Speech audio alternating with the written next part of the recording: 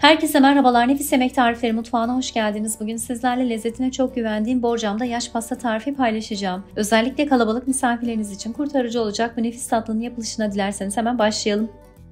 İlk olarak keki için 4 tane yumurta ve 1 su bardağı toz şekeri beyazlaşıp köpük köpük oluncaya kadar çırpalım. Bu arada pastanın kremasında 1 tane yumurta sarısı kullanacağım. Bu yüzden ayırdığım akında ziyan olmaması için kek hamuruna ilave ettim. Size de bu şekilde yapmanızı tavsiye ederim.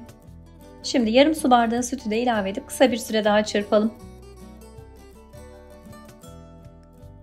Son olarak 1 paket vanilya, 1 paket kabartma tozu ve 1,5 su bardağı un da ekleyerek tekrar çırpalım. Kullandığınız malzemelere göre hamurun kıvamında ufak tefek farklılıklar olabilir. Kontrollü olmanızda fayda var. Kek hamurumuz hazır. Şimdi kullanacağımız borcamı çok az sıvı yağ ile yağlayalım. Ben şu anda 27'ye 40 cm ölçülerinde büyük boy dikdörtgen borcam kullanıyorum. Aşağı yukarı bu ölçülerde herhangi bir fırın kabını da kullanabilirsiniz. Hamuru borcama aktardıktan sonra önceden 180 dereceye ısıttığımız fırında fansız ayarda 25 dakika boyunca pişmeye bırakalım. Pişme süresi fırından fırına farklılık gösterebilir. Yine kontrollü olmanızda fayda var. Sürenin sonunda keki fırından alıp ilk sıcaklığının çıkması için birkaç dakika bekletelim. Ardından üzerine 1,5 su bardağı soğuk sütü gezdirelim. Sütünü tamamen çekmesi ve iyice soğuması için keki dinlenmeye bırakalım.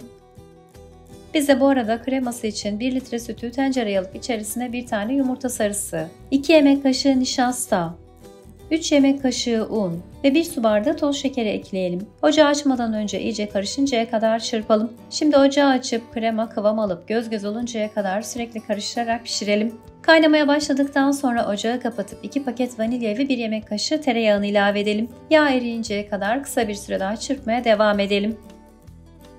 Hazırladığımız kremayı kekin üzerine aktaralım. Bir spatula veya pasta sıvama aparatı yardımıyla eşit bir şekilde yayalım.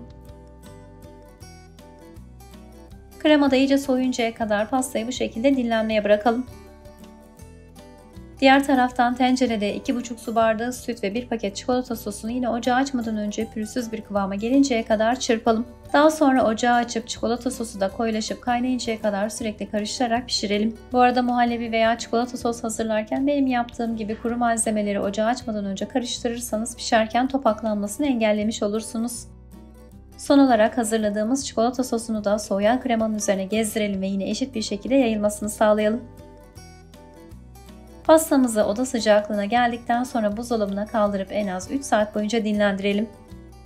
Yeterince dinlenen pastayı dilimledikten sonra dilediğiniz gibi süsleyerek servis edebilirsiniz. Ben üzerine biraz çikolata parçacıkları serpmeyi tercih ettim. Dilerseniz Hindistan cevizi de kullanabilirsiniz.